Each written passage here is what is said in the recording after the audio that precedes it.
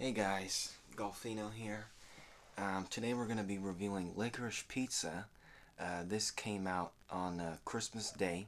Well, originally it was released on November 26th, just like a selective release, but theatrically it came out on Christmas Day, which was like a few days ago. I had the pleasure of seeing it the day after Christmas. I was going to go see it in 70 millimeter, but I just decided to see it digitally, like at my local Cinemark.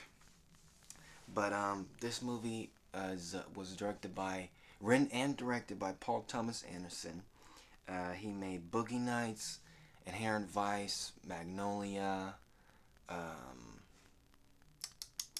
Heart Eight, all types of really good movies.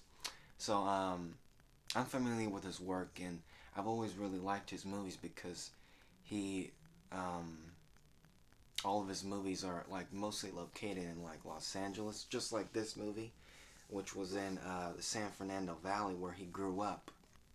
And this movie stars Alana Haim, Cooper Hoffman, and some other big name supporting characters like Sean Penn, Bradley Cooper.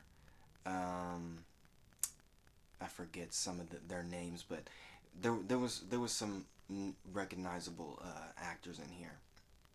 So basically, the movie follows Alana, uh, who is 25 years old, and this other character named Gary Valentine, and they kind of who's 15 years old. So the age difference is like 10 years apart. But they kind of get to know each other and start to fall in love. It's almost like a coming of age movie. They're navigating, and the year is 1973, so you can only imagine what it was like back then. But the movie was really good. It was a really good movie. It was before I was really anticipating it too, because it's not like your typical coming of age film, because you have two very different characters who have never these actors, Cooper Hoffman and Alana Haim, they've never been in a movie before. This was their first feature film, so they just radiate off of each other. They have such good chemistry in their roles that it's kind of surprising to think that this was their first movie because they're so good. Paul did a great job directing them and a great job writing them too, because the characters are really, really strong. It was grounded, and it didn't feel oversaturated. And what I mean by that was, it wasn't like your typical, like, boy meets girl, they fall in love. Yes, boy meets the girl, but the things that they do in the movie is, I don't want to spoil it, but it was just very different, and it was very unique. And I know to some that it made them a little bit uncomfortable because of their age gap, but to me, I didn't feel that. It was such, the characters were just, it was a really good movie. They were funny, they were realistic, and like I said, they bounced off of each other really, really well. The movie had a really good set design and great cinematography. Um, it almost felt like Paul Thomas Anderson was like making his own version of Once Upon a Time in Hollywood, which came out in 2019, directed by Quentin Tarantino. But this was a lot more like self-contained, that was set in the San Fernando Valley.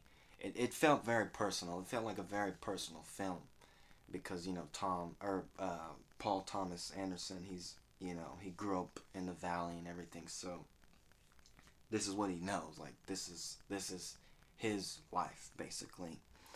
Um, yeah, the movie was really, really good. The soundtrack was amazing. My girlfriend actually got this vinyl for me. Um, Very thankful for that. I took her to the movie as well, and she really enjoyed it. It was just a really good movie, and I'm really surprised that it's, at least where I'm at, where I live at, it's not doing as well as it should be, because it should just really get the recognition that it deserves. I mean, it is, but you know, they just don't make movies like this anymore. Like it was just a really, really good movie, and I'm telling you guys to go out and see it because while it's still in theaters, because this is a movie that you want to see in the movies. Like Spider-Man is good, you know, Matrix, those are blockbuster movies. Those are always going to be there. But Licorice Pizza, this is where it's at. This is movie like magic. This is like, it's just great. It's really good. And I'm not ashamed to say that I would give this movie a 10 out of 10. It's really good. I've seen it twice. I just saw it twice today. I just saw it again today. So I can say that it's a really good movie. Trust me. It's good. I would go out and see it. But yeah, thanks for watching. Bye, guys.